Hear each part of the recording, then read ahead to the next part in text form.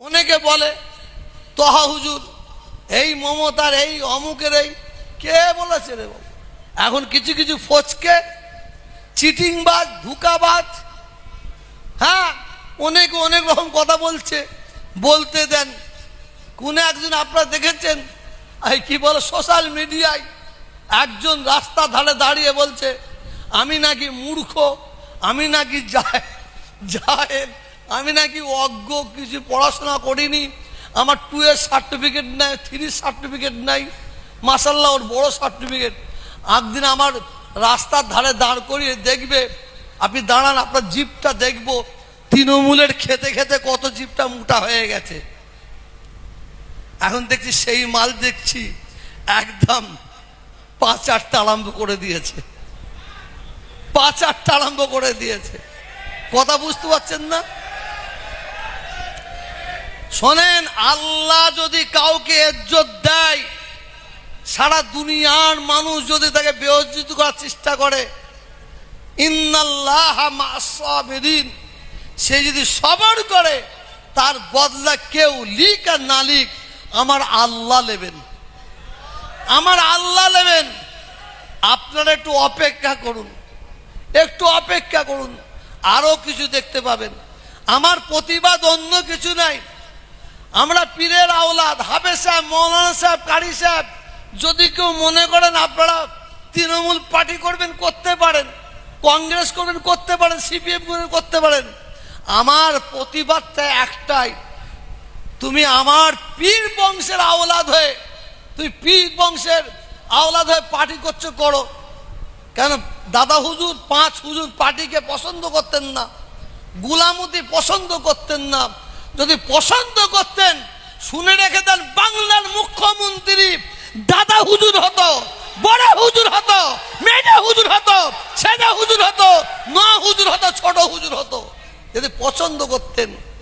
আমরা সংখ্যালঘু, বাংলার আমরা সংখ্যালঘু, কিন্তু সংখ্যালঘু হলে কি হবে? আল্লাহ বলছেন তোরা দুঃখ করিস না, ব্যথা নিস না, তোরা সংখ্যালঘু হতে পারিস।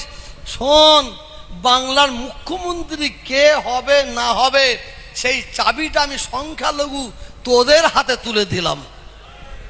আমরা যে ডানি পাল্লাই চাপবো, যার ডানি পাল্লাই চাপবো সেই মুখ্যমন্ত্রী হবে।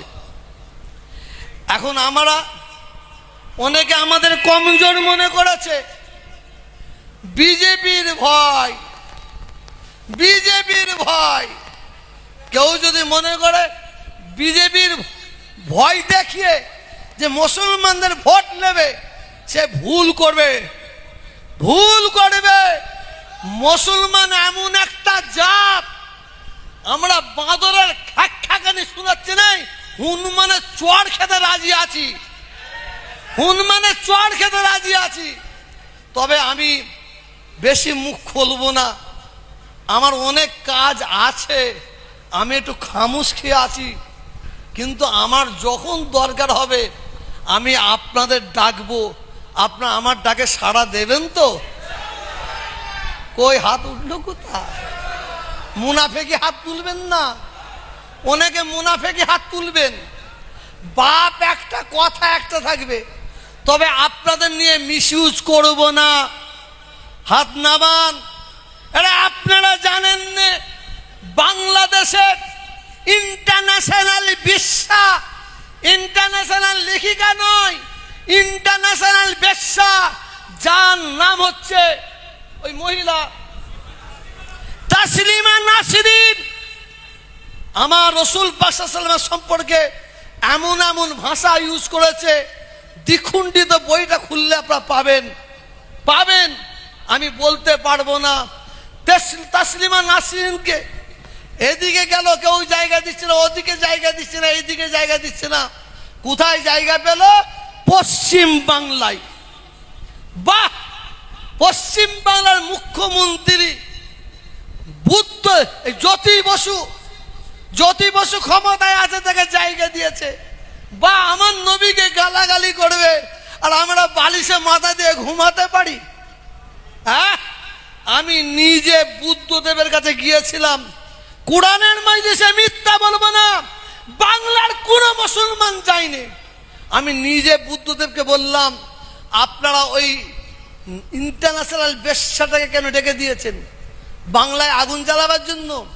আমাদের নবীকে, আমাদের ইমান, নবী আমাদের ইমান, তাকে গালাগালি করবে আর তাকে আমরা চুমড়ে বসে থাকবো? হতে পারে না। বলে পীর সাহেব ঠিক আছে দেখে নিচ্ছি। সোমেন মিত্র তখন কংগ্রেস ছিল, তাকে বললাম, তিনি বললেন পীর সাহেব দেখে নিচ্ছি। বিরোধী দলের নেত্রী মমতা ব্যানার্জি ছিল, তিনি বললেন দেখে দিচ্ছি। করতে করতে 6 মাস কেটে গেল। আমি বললাম আপনাদের 6 মাস টাইম দিলেন, ঠিক আছে আমি 3 ঘন্টা টাইম দিচ্ছি, এবার আমিও দেখে নিচ্ছি। আমি বাংলার মানুষকে বলেছিলাম প্রত্যেকটা জেলায় আপনারা পথ অবরোধ করুন। আমি কলিকাতায় 7 পয়েন্টে গিয়েছিলাম, 24 পরগনার বহুত মানুষ আমার কাছে সঙ্গে ছিল, আমাকেও জেলে ঢুকিয়েছিল। চারিদিকে যখন হই হই ব্যাপার, মানুষকে ধরে রাখতে পারছে না, তোহা সিদ্দিকীকে অ্যারেস্ট করেছে, লাজবাজারের খবর গেল। 24 পরগনা ওই কুলটির পাশে একটা জায়গা আছে, আমাদের হাফেজ সাহেব কোথা, সামলা, হাড়ুয়া, হাড়ুয়া ওই জায়গার নাম কি, সামলা, ওখানকার প্রচুর মানুষ, তাদের সঙ্গে আমিও জেলে ঢুকলাম। এবার আমাকে ভরে দিয়েছে। হঠাৎ দেখি কয়েকজন পুলিশ অফিসার এসে বলছে তোহা সিদ্দিকী কে আছে। আমি ওদের বলছি খবরদার আমার নাম বলবি না, আমার নাম বলবি না। পুরো মনে করছে হুজুরের নাম বলে হয়তো আমাদের বের করে দেবে। তোহা সিদ্দিকী কে আছে? একজন বলেছে ওই তো। আমাকে বলছে আপনি বাইরে আসুন। আমি যাব না, আমি বাইরে যাব না, একটু আসুন, আপনি ভেতরেই থাকবেন, একটু কথা বলবো। ওরা আমাকে ধোঁকা মেরে বের করে নিল, বাকি সব ভরে দিল। আমি প্রতিবাদ করেছিলাম, আল্লাহ শকর যেদিন প্রতিবাদ করেছি সেই দিন সন্ধ্যাবেলায় তাসলিমা নাসরিনকে, ওই বেশ্যা মেয়েটাকে বিশেষ প্লেনে করে নিয়ে যাওয়া হলো রাজস্থানে। প্রতিবাদ করেছি। আমি তো বলি আজকে দেখবেন, একটু হাসতে হাসতে বলি, একটা মৌলানা সাহেব ওয়াজ করছে, মাইকে উঠে বলছে গোল টুপি জায়েজ জায়েজ, আর একটা মৌলানা উঠে বলছে না না লম্বা টুপি জায়েজ। তারপরে আর একটা মৌলানা উঠে বলছে না না 5 কলি দিয়া টুপি জায়েজ। আর একজন জীবনে টুপি মাথায় দেয়নি, সে টুপিটা খুলে বলতে শালা টুপি মাথায় দেবনি। কথা বুঝতে পারছেন? টুপি মাথায় দেবো না। আজকে আমাদের মধ্যে যে তাবলীগ ফুরফুরা, আমাদের মধ্যে যে বেড়ালে একটু দূরত্ব ছিল, আজকে সব ভিদাভেদ হয়ে লেগে আমরা অনেকটা এক জায়গায় এসেছি না আসিনি? একটু জোরে বলুন। এই আমাদের এক জায়গার করার মূলে কে, এর অবদান কার জানেন? এর অবদান কার জানেন আপনারা? তোহা সিদ্দিকীর নয়, দাদা হুজুরের নয়, বড় পীর সাহেব হুজুরের নয়, খায়া সাহেব হুজুরের নয়।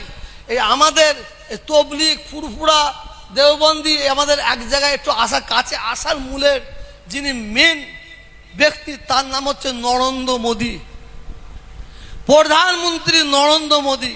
কেন বললাম? বিড়াল কখন গাছে ওঠে? এটা জোরে বলুন। ঠেলায় পড়লে আজকে সারা ভারতবর্ষের মুসলমান মোদির ঠেলায় বলছে ভাই তুই তবলিগ করিসনি, তুই ফুরফুরা করিসনি, তুই বেড়ালি করিসনি, চলাই। তবে হ্যাঁ আমাদের কিছু জুজি মশলা আছে, সেটা আমরা আলেমে বুঝে নেব, আমরা আলেমে বুঝে নেব। বহু জায়গায় বলি আমাদের হাঁড়ি আলাদার হবে, কিন্তু লাঠিটা কিন্তু আলাদার হবে না ইনশাআল্লাহ। হাঁড়ি আলাদার করব, লাঠি আলাদার নাই। অনেক চক্রান্ত চলছে যে তোহা সিদ্দিকী যদি দমাতে পারি, তোহা সিদ্দিকী যদি আমি বসিয়ে দিতে পারি, তাহলে এই দুটো একটা চালাকে নিয়ে মুসলমানদের যে মেরুদণ্ড ভেঙেছি আরো মেরুদণ্ড ভেঙে দেবো। আমি সব খুলে বলতে পারছি না, সময় আছে দেখুন, ফাঁকা মাঠে গোল দিয়ে লাভ নাই। যাক, বেশি সময় লব না। আপনাদের কাছে দোয়া, এই আজকে কোরআন তিলাওয়াতে আমাদের লাভ কি হলো, লাভ কি হলো, এই লাভটা যদি দেখতে চান ইনশাআল্লাহ মওতের পরে এই লাভের হক কিন্তু আমরা আল্লাহ তাআলার দরবার থেকে আদায় করবো, বলুন ইনশাআল্লাহ।